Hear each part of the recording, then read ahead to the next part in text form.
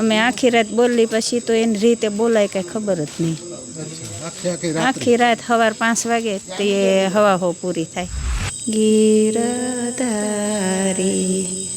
આશા સેયુરમાં તમારી રે.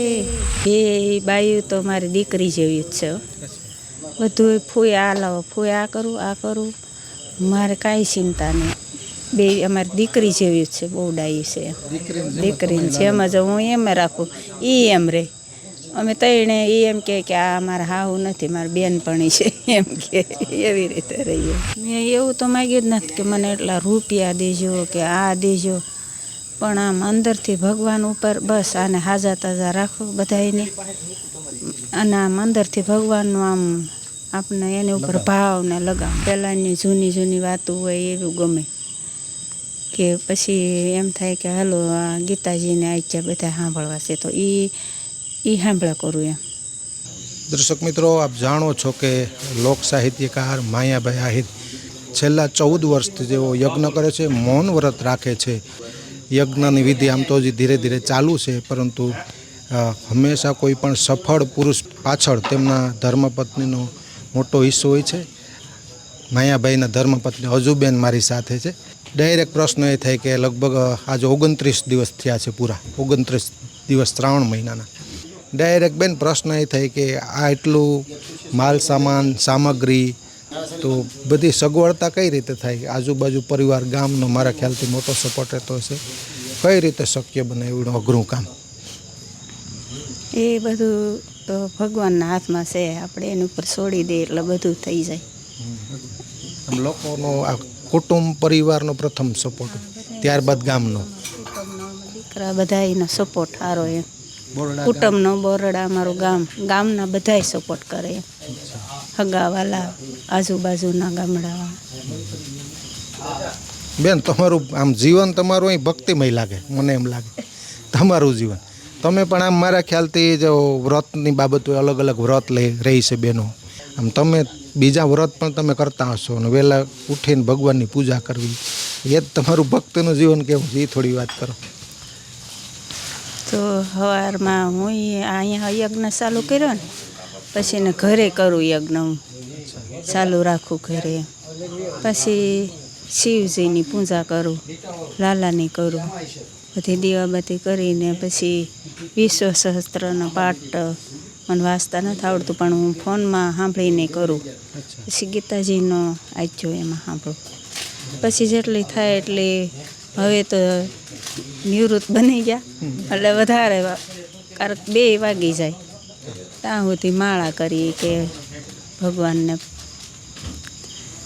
મારે કાંઈ બીજું કામ તો ન હોય. હવે 2 બાયું આવી ગયું, પછી કામવાળા આવે છે તો બપોર સુધી માળા કરું ને બેહું મંદિરમાં.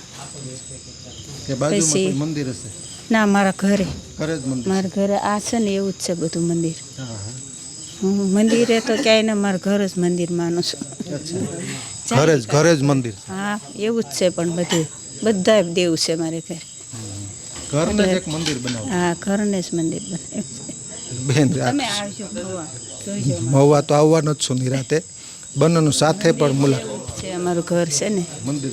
હા, જો આ લાલો છે ને, આ જો મોટો રહ્યો, એવા 2 લાલા અને બધા ભગવાન, બધાય તમામ ભક્ત,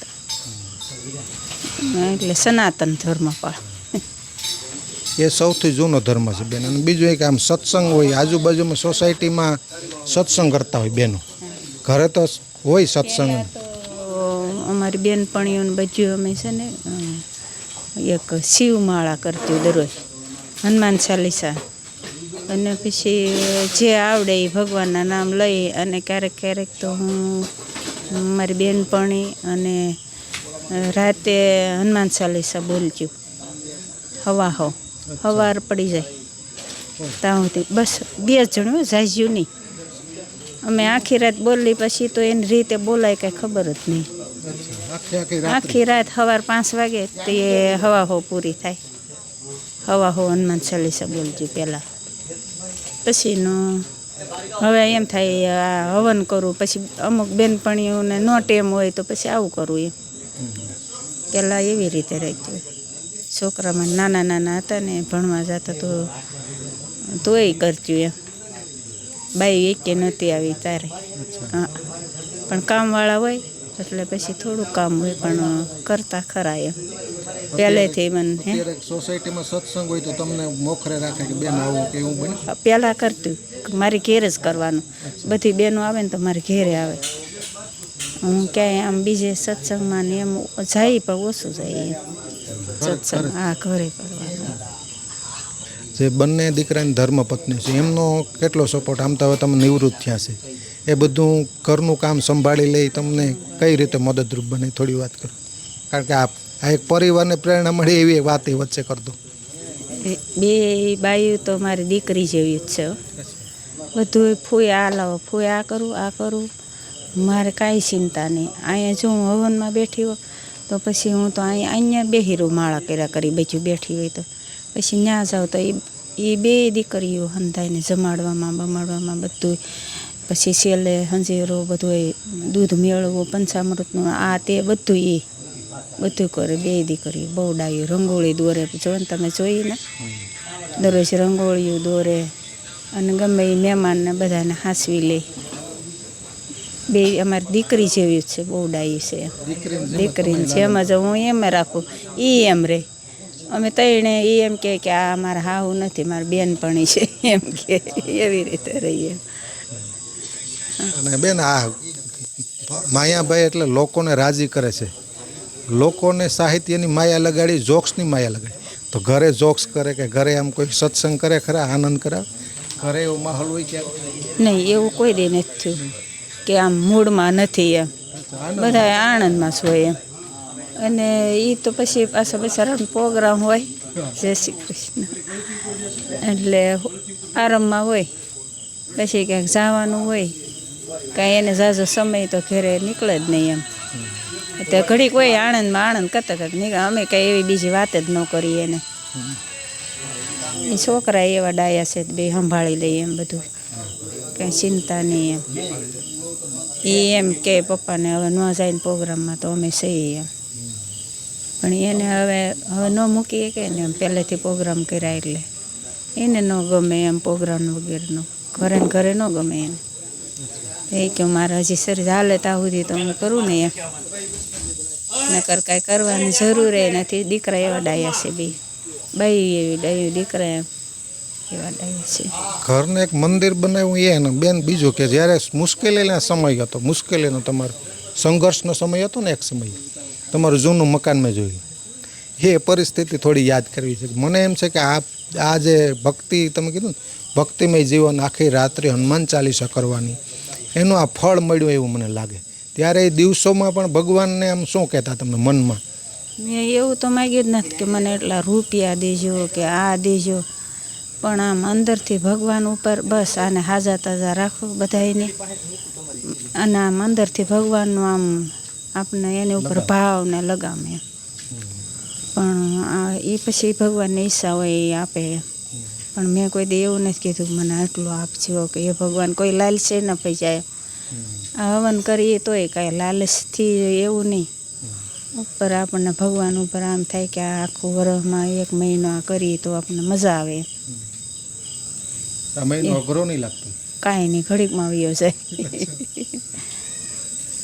આમાં પણ દરરોજ પ્રોગ્રામ હોય, બધા આવે કલાકારો, મજા આવે. દિવસે એટલું હોય માણસ.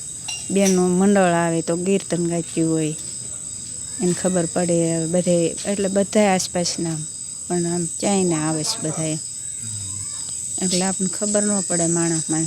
હવે આમાં તો ગમશે નહીં 2-4 દિવસ હવન પૂરો થઈ જાય ને એટલે આ માણસો સાથે રહી રહે. બેન હજી એક વચ્ચે પ્રશ્ન, દીકરાને જયરાજનું ત્યારે જોઈએ છે સમાજમાં એવડું નામ, પછી એ પણ કાર્યક્રમોમાં મને એમ છે કે વય નાની અકલ વધુ ઉજળાય એના આચાર, એવું દેજો દાતાર અમને સમજો મણા સાંભળા, એવું છે. નાની ઉંમર છે પણ જોયું છે કે અનેક કાર્યક્રમોમાં જાય છે, સમાજને હળે મળે. તમે આ લાઈનનું તમે ટૂંકમાં એને સમજાવતા કે માયાભાઈ? બે સમજાવતા અમે. નાના હતા ત્યારે ક્યારેક બેઠા હોય નવરા હોય, બટા જો આમ કરાય આવી રીતે કરાય, પણ એની રીતે પછી એને તે આમ બધાની દયા આવે. નિશાળે જતા હોય તો આપણે એમ કે કોઈ ગરીબ ગરીબ હોય એનું આમ મદદ કરાય કે છોકરાઓને એવા આપણે આમ સંસ્કાર આપણી કોઈને હારે બધાય નહીં. પછી એ તો હું એમ કહું કામ કરતી પહેલાં ગાયોને હંધું રાખતી એમ. હા, ગાયોને દોવાને ઓલું કરતી હોય ને તો એ ત્રણે ભારું નાના નાના હતા તો મારે ત્યારનો અખંડ દીવો તો એટલા વર્ષો થા ચાલુ. તો અખંડ દિવસ ચાલુ હોય ને હું એમ કહું કે હું આ ગાય દોઈને આવું ને ત્યાં સુધી તમે ઊભા થતા નહીં, મંદિર પર બેસી જાઓ, ઓમ નમઃ શિવાય કરવા બેસી જાય. પછી ભરત ભોળો છે આ. હા, તો એ બેઠો રહ્યો, ઓલા બે ભરું ઘડીક લઈને નીકળી ગયા. ઓલું હું તો દૂધ પછી ગાય દોઈ અને કોઈ આવ્યું તો હું ધરવા ગઈ તો રાડ નાખી ઘરમાં. હું તો હું છું ત્યાં કે મને આમ આમ થવા મળી, જમી નાખી કે હલવા મળી એટલે બી ગયો. એ તાહુથી હું કહું અરે તું હજી છો, હું તો ભૂલી ગઈ હું કહું તો અંદર છો એમ.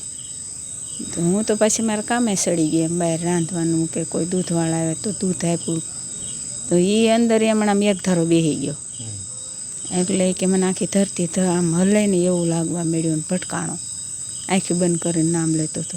તો એવું છું તું એમ.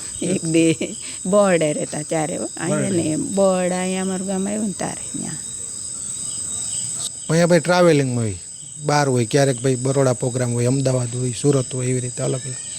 તમને એમ કોઈ ચિંતા કે ઈશ્વર ઉપર પૂરો ભરોસો હોય, તમે શું ઈશ્વરને પ્રાર્થના કરો? ભગવાનને પ્રાર્થના કરું કે ભગવાન તું જ્યાં હોય ને એને હારે રહેજે એમ. મારો બીજું તો હું આપણે એમ કહીએ કે ભગવાન મારે બીજું કાંઈ નથી જોતું, એ જ્યાં રહીને એને હાજા તાજા રાખજે અને એની રક્ષા કરજે એમ. મારે બીજું કાંઈ નથી જોતું એમ. ભગવાનને પ્રાર્થના કરી એ છે તો અમે સહી.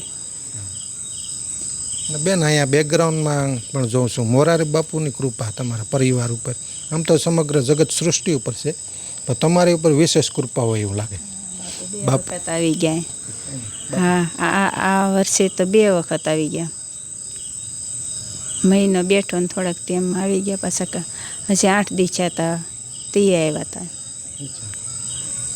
અને બાપુ મેં જોયું જયરાજના લગ્ન હોય, હા, પ્રસંગ હોય, ત્રણ એના લગ્નમાં. ભરતે તો એમ કીધું બાપુને તારીખ ન હોય, આખો મારા લગ્નની વિધિ પૂરી થાય ત્યાં સુધી બાપુ બેહતા સુધી તો જ તે મારે તારીખ લેવાની છે લગ્નની. પછી બાપુ રહ્યા થઈ તે ભરતના લગ્નની વિધિ પૂરી છે ને પછી બાપુ ગયા. જયરાજના લગ્નમાં તે સોનુના લગ્નમાં એટલા રહેતા. આમ તોફાનની વાત હોય, જયરાજ વધારે તોફાન કરતો કે આમ ભરત મોટા 8મું 9મું ભણતા હોય ત્યારે? જયરાજ વધારે. ભરત ને સોનું 2 હો જાતા. જયરાજ નાનો હતો ને, હા, થોડોક તોફાની એમ. બેન તમે ભરતનો છોકરો છે ને એમાં જયરાજનો જેવો જ અસલ એ કરે ને એમ જ કરતો એ એવો છે અત્યારે. ત્યાં બેસવાનું નહીં, ધોળે જ રાખવાનું એમ. આમ તોફાની નહીં પણ આમ તોફાની. બેન, આમ માયાભાઈ તો ગીતો ગાઈને સાહિત્ય બોલીને આનંદ કરાવે. તમને આમ કઈ ગીત કે એકાદું આવડે ખરું? 1-2 ગીત? નહીં કરું. પહેલાં ગાતી પણ હવે નો. આમ કીર્તન કે કોઈ પણ? કીર્તન તો આવડે પણ હું નહીં ગાઈ. એકાદી કરી ધીમી ગતિ. લાજ રાખો ને પ્રભુ મારી રે ગીરધારી, આશા સેયુરમાં તમારી રે ગીરધારી. બસ એટલું. પણ તમે લયમાં ગાવ છો, ધીમું ગાવ છો પણ લયમાં, એટલે હજી એકાદું કંઈક સાંભળવું છે.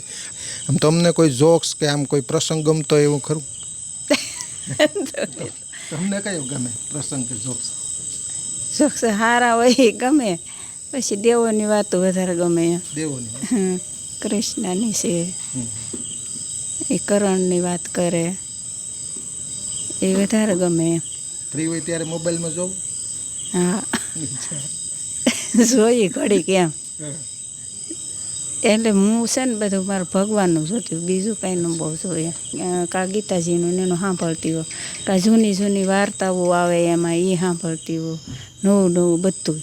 એમ નહીં કે પણ આમ બધાએ બીજું ઓછું ફિલ્મની જોયું હોય કે બહુ એ ન ગમે એમ કે સિરિયલ બધાય જોવે એવું ન જો. હા, એ સિરિયલ જ જોઈ મેં. મને ખાલી ના પહેલાંની જૂની જૂની વાતો હોય એવું ગમે.